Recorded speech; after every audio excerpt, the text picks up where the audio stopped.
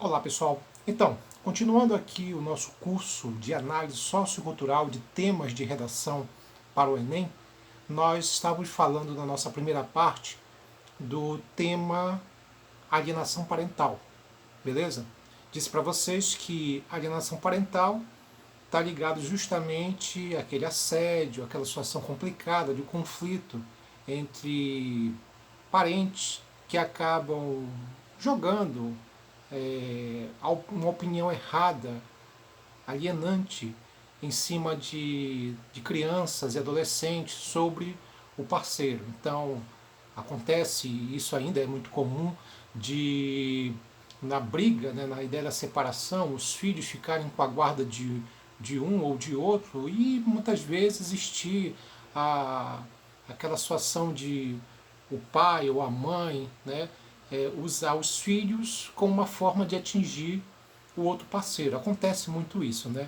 Então, esse tipo de assédio, né, em cima das crianças, em cima dos adolescentes, né, que passam por isso, é chamado de alienação parental. Eu falei aqui para vocês que alienação, esse termo, na verdade, está ligado a separar o indivíduo que é separado de uma realidade, de uma situação, de uma condição. Então, se eu falo de alienação parental, é dizer, na verdade, que a pessoa ela não sabe o todo, ela sabe só uma parte, ela está separada de uma situação, de uma realidade. É o que acontece muitas vezes quando as pessoas se falam assim, fulano está alienado, ciclana está alienada. A alienação é no sentido de não entender o todo, mas somente uma parte, ou somente um discurso, que muitas vezes desorienta as pessoas. É muitas vezes o que acontece com alguns jovens, com alguns adolescentes, com algumas crianças, que são na verdade assediadas, que são na verdade ludibriadas pelos seus pais, no sentido muitas vezes de numa briga, no meio de uma briga, de tentar desse pai ou essa mãe tentar atingir o seu antigo parceiro, o seu ex-parceiro, e assim vai. Então eu falei aqui da alienação, tá? E parental é no sentido dessa ideia de que estão falando no conceito da família, dentro do processo da família em si. Tá? Então é um tema que pode cair na redação, um tema que pode ser desenvolvido, tá? Então eu destaquei isso aí. Eu mencionei tudo isso baseado no material do primeiro conceito, material nosso chamado Manual de Ciências Humanas Aplicadas à Redação. Tá? Esse material aqui, que nós já estamos no terceiro volume, e nesse material, esse aqui é o número 2, tá? E nele nós falamos sobre a alienação parental, que pode cair na redação. Como eu disse para vocês, eu não tenho aqui o poder de premonição, eu não sei se vai cair esse tema, mas a gente trabalha com essa possibilidade, é mais ou menos nesse sentido. E como eu falei para vocês aqui, não estou aqui querendo ensinar redação para ninguém, por favor. O que eu estou avaliando aqui é análise sociocultural, sociohistórico, o referencial teórico, que é uma prerrogativa das ciências humanas. Como professor de sociologia, eu faço essa análise, então é mais ou menos nesse sentido, tá ok? O ponto central que a gente quer avaliar aqui é no sentido de que a escrita também é criatividade, né?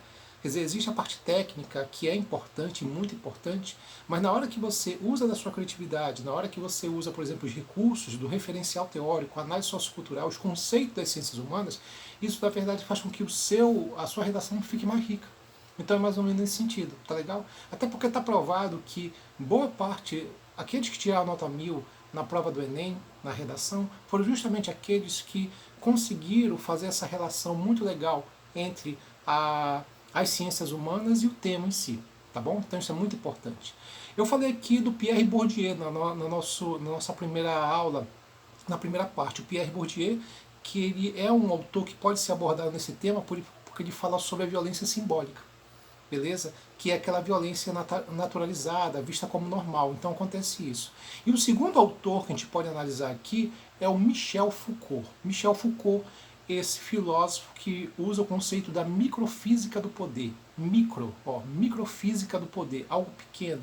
A ideia de que o poder não está apenas nas relações macros, a relação de poder não está apenas naquela coisa, por exemplo, do Estado, do governante, como dizia Maquiavel ou Thomas Hobbes, mas que o poder está em todas as relações, das mais simples, a do cotidiano, como a relação entre professor e aluno, a relação entre e, e paciente e médico, ou na relação entre pais e filhos, tá? Porque a ideia de que falar de poder, todas as relações passam por isso e que essa relação de poder pode chegar a uma relação de violência. Daí ele usa o termo microfísica do poder. Tá? Então, quando você tem pais que acabam alienando o jovem, o adolescente, a criança, jogando essa criança contra o seu ex-parceiro, isso é uma forma de poder que pode chegar a uma relação de violência. Então o termo microfísica do poder tem esse sentido, quer dizer, algo pequeno, algo que na verdade tem a ver com uma relação horizontalizada, seria mais ou menos nesse sentido, quer dizer, as relações do dia a dia, do cotidiano. Então, o Michel Foucault ele se enquadraria perfeito dentro dessa nossa análise, dentro desse modelo que a gente está avaliando aqui. Então, eu tenho, por um lado, o Pierre Bourdieu, a violência simbólica, seria o primeiro autor, e eu tenho o Michel Foucault, a ideia da microfísica do poder, já que todas as relações estão envolvidas dentro de um parâmetro, dentro de uma ideia de poder. E essa relação de poder pode chegar a um grau de violência. Quer dizer, são os dois autores que nós avaliamos e entendemos como fundamentais e essenciais da nossa análise aqui. Ok? Pessoal, a gente fica hoje por aqui. Essa foi o nosso estudo hoje.